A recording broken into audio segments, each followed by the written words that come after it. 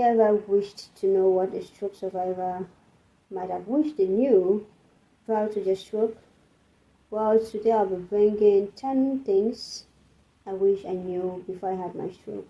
So the very first reason is your blood pressure matters. Yeah, high blood pressure is a leading factor in stroke, although not every stroke is as a result of high blood pressure, but high blood pressure can lead to a stroke if not managed.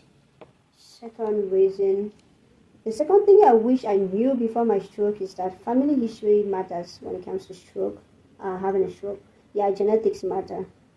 So if you have had a family member who has had a stroke, then let your healthcare team know, because that kind of poses a genetic risk to you. Could be blood clotting risk if they had a blood clotting type of stroke. It could be a bleeding risk if they had blood bleeding type of stroke. You can check my other videos for those. That's the ischemic stroke and the hemorrhagic stroke. The third thing I wish I knew before I had a stroke was that symptoms can be subtle. Remember I did tell you guys that I had my stroke symptoms for 3 years, right?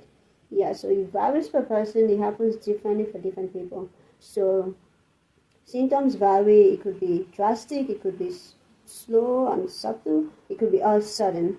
So just watch out for those signs like chronic migraines, dizziness, slow speech. I did tell you guys I had slow speech for like a really long time. I had dizziness. I even narrated in my testimony how I experienced my back dropping off and falling off sometimes. So then the fourth reason, or the fourth thing I wish I knew before I had a stroke was that stroke can happen to anyone. So you remember my very first video, I did say that prior to me having a stroke, I used to think that stroke was designed or kind of destined for older people, right? Like you have to be really old. I didn't expect that I would have a stroke at age 21 and all that stuff. So yeah, stroke can happen to anyone regardless of age, regardless of race, regardless of gender, regardless of meal, what your daily habit. I mean, through some daily habits, some lifestyle activities can impact your risk to getting a stroke, but really stroke can happen to anyone regardless of those things. So you can only be so careful, really. The next thing I wish I knew before I had my stroke, and that's the fifth thing I wish I knew before I had my stroke, is the TIAs. Like I told you guys last time, TIAs, the transient ischemic attack. These are like mini strokes, like I called it. So TIA is like, it's like stroke, but not quite like stroke per se. TIAs are like warning signals of stroke. Like I mentioned, the slow speech, the tingling, the numbness. So these are like little tiny strokes. So with TIAs, if you are watchful and mindful of your TIAs, or when you start to get TIAs, if you are careful enough to rush to the hospital on time, then chronic stroke impactation or effect might be easy to reverse. So going on to point 6, the sixth thing I wish I knew before I had my stroke is the fact that, like I did mention earlier, some lifestyle choices can increase your risk of stroke. That's to say things like smoking, obesity, poor dieting, and some other risky stuff. And yeah, it can increase your risk of stroke. And then the 7th thing I wish I knew before I had a stroke, which of course I'm a victim of, was lack of sleep. So sleep apnea is linked to strokes. So I didn't sleep. I was barely sleeping, that I can confess to, because I was doing my nursing assistance program during the day and doing work overnight, so it was really, really hard. I could barely sleep, with the overnight shift, really. Once you are home, you're back during the day, and it's hard to sleep during the day, and then at night you have to go back to work, and it was like a vicious cycle for me. In the morning I go to school, come back, it's already too late, I have to rush up, go back to work, and just do repeat. So yeah, sleep apnea can cause stroke because your brain needs rest. Your brain needs rest, your brain needs sleep to be able to have its rest. So your brain rests during the period when you sleep. So when you sleep, your brain rests, and when your brain is resting, you can reduce your risk of stroke. But when you are not sleeping, your brain is restless, and when your brain is restless, then your risk to having a stroke increases. So that's like the correlation. So less sleep, more stroke risks. More sleep, less stroke risks. Okay, the 8th thing I wish I knew before I had my stroke. So diabetes increases stroke risks. Yes. So being pre-diabetic increases your risk to stroke. But when you manage your diabetes and your diabetes is better managed, then it can then further help you reduce or avoid stroke. So with current studies right now, diabetic patients are placed on this popular medication that kind of helps with weight loss. I see people taking that medication for weight loss, but really it's for diabetic patients. That's the almighty most popular Ozempic.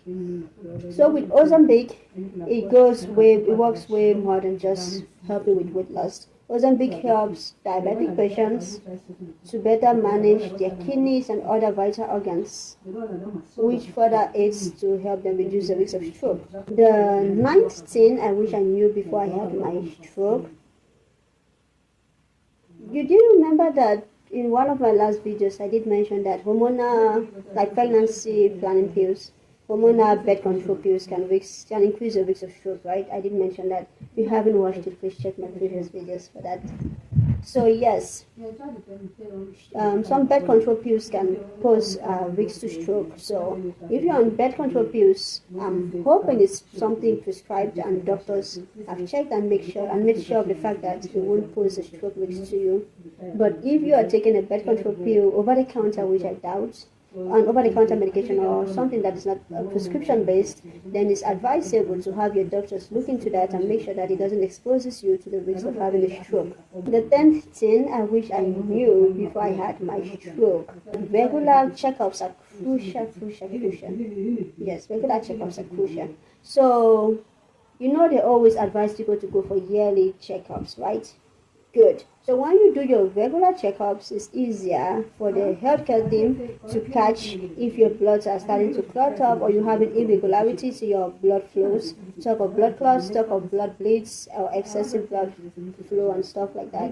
So they can in either way they'll be able to catch either the blood bleeding type of stroke, which is a hemorrhagic stroke, or the blood clotted type of stroke, which is the ischemic stroke. At least once a year is always very, very important. And I believe once you go in, if there's anything the doctors find abnormal, they would recommend you come over for a follow-up appointment. And once they come over for a follow-up visit, then they will keep checking. I mean, they can check your head and realize, oh, this is wrong, or maybe your this is wrong and that is that. And with time, they would end up seeing other stuff. So yearly visits are always important. Even if it's just once a year, with that one visit a year, can then help them to best or better assess other stuff and other things that has to do with your health, which will help you best manage your health overall. Again, this is health fastness. If you are a stroke survivor, or you have or know someone who is a stroke survivor, and you'd like to know more about stroke recovery and how stroke survivors do or cope or the challenges we get to face on a daily basis, this is the channel for you. Well, like the channel says, it's health fastness. Even if you have or you are experiencing or know